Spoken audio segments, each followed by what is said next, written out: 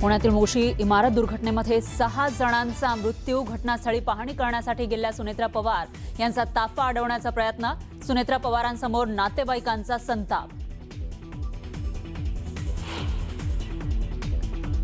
परवानगी तळमजल्याची 2 मजले अनधिकृत. मोशी इमारत दुर्घटनेप्रकरणी धक्कादायक खुलासा. मुदत संपून सुद्धा वेस्ट एनर्जी प्रकल्प सुरू राहिल्याचं समोर. नेस्को ड्रग्ज ओव्हरडोस प्रकरणामध्ये वनराई पोलिसांकडून आरोपपत्र दाखल. जर्मनीशी संबंधित आंतरराष्ट्रीय एमडीएमए तस्करी रॅकेटचा पर्दाफाश. फडणवीस दिल्लीत गेल्यास चंद्रशेखर बावनकुळे हे बनणार मुख्यमंत्री.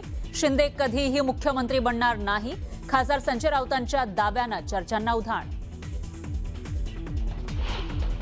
राम मंदिरातील दान चोरी प्रकरणावरून शिंदे आणि ठाकरेंमध्ये जुंपली. जनतेनं शिक्षा केल्यानं रामरक्षा आठवल्याचा शिंदेंचा टोला, तर विश्वस्त कुणी नेमले आदित्य ठाकरेंचा सवाल. आम्हाला फक्त मनसेमध्ये पाठवायचं बाकी राहिलंय. वारंवार होणाऱ्या पक्षांतराच्या चर्चांवर सुप्रिया सुळेंचा खोचक टोला.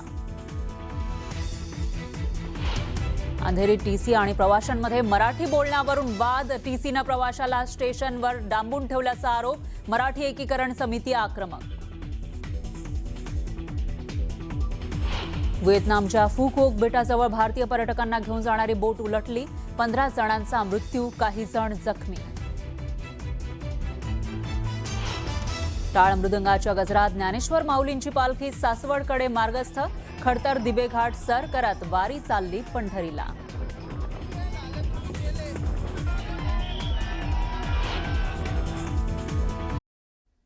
पुण्याच्या हडपसरमध्ये बिरादार कुटुंबाने यंदा सुद्धा वारकऱ्यांसाठी मालिश सेवेचं आयोजन केल्याचं पाहायला मिळत आहे. पायी चालत असलेल्या वारकऱ्यांचा थकवा दूर व्हावा या उद्देशाने वारकऱ्यांना ही सेवा देण्यात आली. आयुष मंत्रालयाशी संलग्न प्रशिक्षित उपचारकांनी या उपक्रमामध्ये सहभाग घेतल्याचं पाहायला मिळालं. गेल्या 15 वर्षांपासून सुरू असलेल्या सेवेमुळे वारकऱ्यांना एक नवीन ऊर्जा मिळते. तुका म्हणे त्याचे दास, आम्ही करू सेवा विलास. त्याचे चरणी आमचे मन, विसरलो तहान भूक तान.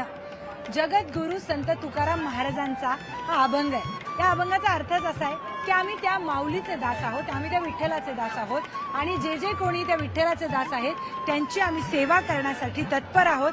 अशाच आशयाचा एक कार्यक्रम इथे सुरू झालेला आहे. आपण आहोत हडपसरच्या भागामध्ये आणि या भागामध्ये वारकऱ्यांची सेवा इथे सुरू झालेली आहे. आपण बघतोय हजारो वारकरी देहूपासून पंढरपूरपर्यंत चालतात, आळंदीपासून पंढरपूरपर्यंत चालतात. पण तुकाराम महाराजांच्या पालखीच्या वाटेवर इथे हा उपक्रम राबवला जातो आणि जे जे वारकरी थकून भागून चालत चालत इथे ऊन पाऊस वारा खात येतात त्या वारकऱ्यांसाठी इथे अशी सेवा देण्याचा एक वेगळा कार्यक्रम केला जातो.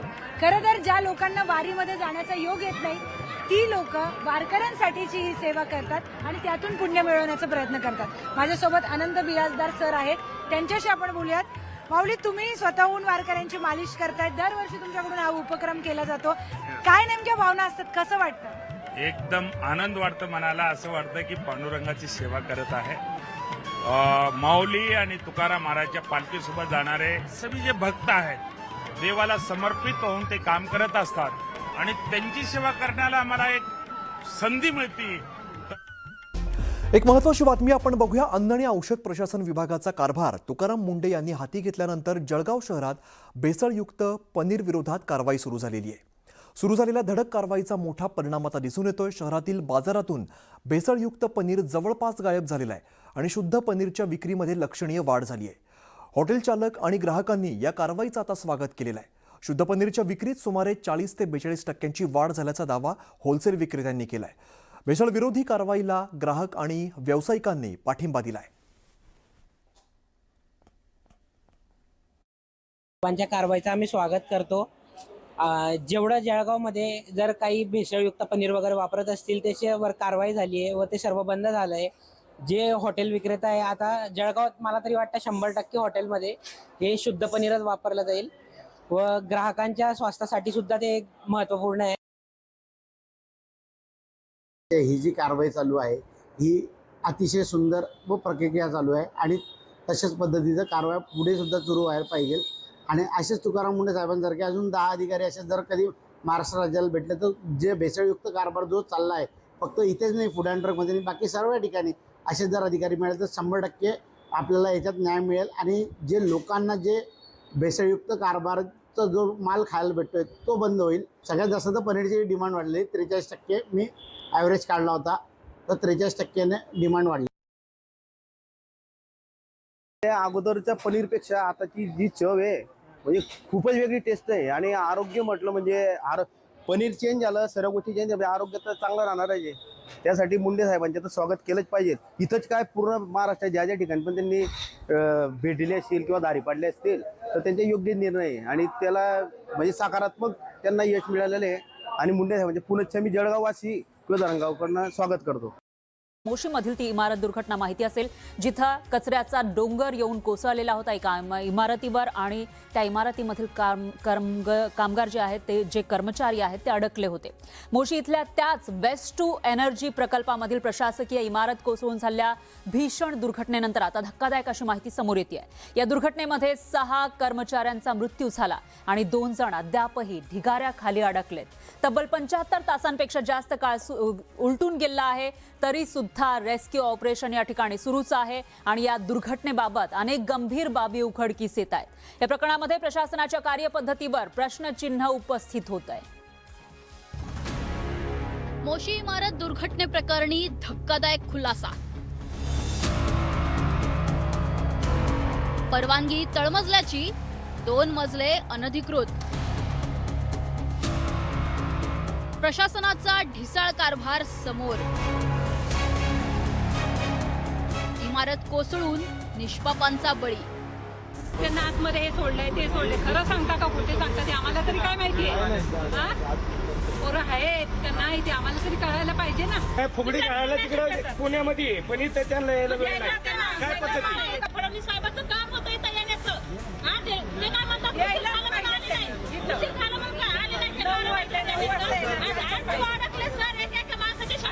लोक दारात बसले बिना अन्न पाण्याचं आणि ते लेट खाणं म्हणून गेले तिकडे निघून.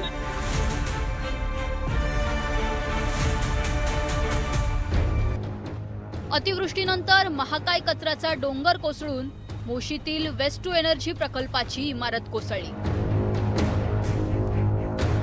आणि 23 कर्मचारी यात अडकले होते. त्यांपैकी 14 जणांची सुटका तर एकाचा मृत्यू झालाय.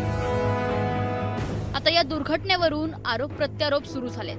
रोहित पवारांनी भाजप आमदार महेश लांडगे यांच्यावर निशाणा साधलाय. नाही, महेश लांडगेंबद्दलच त्या ठिकाणी मी बोलतोय. महेश लांडगेच त्या बाबतीत लक्ष देऊन असतात. तिथं कुठलंही कॉन्ट्रॅक्ट कोणाला द्यायचं असेल ते महेश लांडगेंना सांगितल्याशिवाय तिथं दिलं जात नाही. हा कॉन्ट्रॅक्टर पण कोणाचा आहे, कोणामुळे तिथं परवानग्या दिल्या गेल्या, कोणामुळे तिथं कंप्लायन्समध्ये चुका झाल्या, हे जर आपण बघायला गेलो तर त्यांचं नाव प्रामुख्याने येतं. आणि महेश लांडगेंना कोणाचा वरदास्त आहे तर भाजपच्या प्रमुख या राज्यातल्या नेत्यांचा वरदास्त आहे, हे आपल्या सगळ्यांना माहिती आहे. रोहित पवार यांच्या आरोपाची चर्चा सुरू असतानाच या इमारतीचं बांधकाम अनधिकृत असल्याचं समोर आलंय. 3 मजली प्रशासकीय इमारतीला पिंपरी चिंचवड महानगरपालिकेच्या बांधकाम विभागानं 27 जुलै 2023 रोजी केवळ तळमजल्यासाठीच पूर्णत्वाचा दाखला दिला होता. विशेष म्हणजे पहिला आणि दुसऱ्या मजल्यासाठी कोणतीही अधिकृत मंजुरी किंवा पूर्णत्व प्रमाणपत्र देण्यात आलं नव्हतं. असं असतानाही या दोन्ही मजल्यांवर बांधकाम पूर्ण करण्यात आलं आणि तिथे कॅन्टीन तसंच कॉन्फरन्स रूम सुरू असल्याची माहिती समोर आली आहे. घटनेत कोसळलेल्या इमारतीचं बांधकाम करण्यासाठी 17 जून 2014 रोजी बांधकाम परवानगी घेण्यात आली होती. त्यानंतर 26 जुलै 2023 रोजी याच इमारतीत सुधारित बांधकाम करण्यासाठी परवानगी मागण्यात आली आणि 24 तासात म्हणजे 27 जुलै 2023 रोजी या बांधकामासाठी परवानगी नव्हे तर भोगोटा प्रमाणपत्र देखील देण्यात आलं. अधिकाऱ्यांनी इतकी तत्परता कुणाच्या दबावाखाली दाखवली आणि हे भोगोटा प्रमाणपत्र का दिलं हा प्रश्न या निमित्तानं उभा राहिलाय. याबाबत महानगरपालिका आयुक्तांना प्रश्न विचारले असता त्यांनी माध्यमांवरच संताप व्यक्त केल्याचं पाहायला मिळालं. आता ही सगळं चौकशीचं सांगितलं ना मी, चौकशी करणार त्याच्यामध्ये येईल. आता त्या संदर्भात काय पाहिजे, आता फक्त रेस्क्यू ऑपरेशनबद्दल काय असेल सर हे गंभीर आहे ना सर, पहिला आणि दुसरा मजला चौकशी मी सांगितलं ना. चौकशी करणार मी म्हटलंय ना मी. इथं वेस्ट टू एनर्जी प्लांट आहे आणि मटेरियल रिकव्हरी फॅसिलिटी आहे. यामध्ये काम करणारा जो स्टाफ आहे किंवा जे कर्मचारी आहेत अँथोनीचे आणि इतर ऑफिशियल कामासाठी ही ऑफिस बिल्डिंग ज्या ओरिजिनल प्लॅनमध्ये होती ती बांधलेली आहे आणि त्यामध्ये अँथोनी लाराचे सगळे ऑपरेटर्स किंवा त्यांचा स्टाफ ऑफिस वर्क करण्यासाठी ही बिल्डिंग होती. तिथे कॉन्फरन्स रूम आणि त्यांची बसण्याची व्यवस्था होती. या इमारतीत सुरू असलेल्या वीज निर्मिती प्रकल्पाच्या कामातही अनियमितता आढळून आली आहे. प्रकल्प चालवणाऱ्या ठेकेदारानं अनेक नियमांचं उल्लंघन केल्याचं समोर आलंय. सांगायचा मुद्दा काय आहे ह्याच्यात, किती राख म्हणजे कचरा प्रक्रिया केल्यानंतर राख किती प्रमाणात जमा झाली, कुठल्या प्रकारची झाली, बॉटम ॲश का फ्लाय ॲश आहे, म्हणजे ती हॅझर्डस, म्हणजे ती परत तिचा वापर करू शकतो का, अशी ही थोडक्यात माहिती ही द्यावी लागते. आता ह्याचं कन्क्लुजन काय निघतं बेसिकली, की तुम्ही जर ही रिपोर्ट सबमिट केली नाही म्हणजे कचरा प्रक्रिया पूर्णच नाही झालेली आहे. आता डोंगराचा ढीग त्या बिल्डिंगवरती कोसळला म्हणजे ही कचरा प्रक्रियाची माहिती जर सबमिट केली असती, मग खरंच तुम्ही कचरा प्रक्रिया वेस्ट टू एनर्जीच्या अंतर्गत केलेला आहे ह्याची माहिती समोर आली असती, तर ती कुठलीही सबमिट केलेली नाही. म्हणून तो कचऱ्याचा ढीग तो वाढतच गेला. सलग चौथ्या दिवशी या इमारतीचं बचाव कार्य सुरू असून आणखी एका कर्मचाऱ्याचा मृत्यू झालाय. तब्बल 72 तासांनंतर अक्षय सावंत नाव असलेल्या कर्मचाऱ्याला बाहेर काढण्यात आलंय. रुग्णालयात नेलं असता त्याला मृत घोषित करण्यात आलंय. दरम्यान प्रशासन लपवाछपवी करत असल्याचा आरोप इथल्या नातेवाईकांनी केलाय.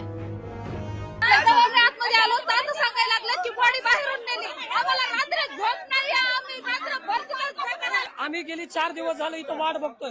4 दिवसामध्ये 4 दिवस झालं बिना अन्न पोटाचा आहे. इथं कुणाचा तर भाऊ, कुणाचे तर वडील, कुणाचे तर मुलगा इथं थांबला.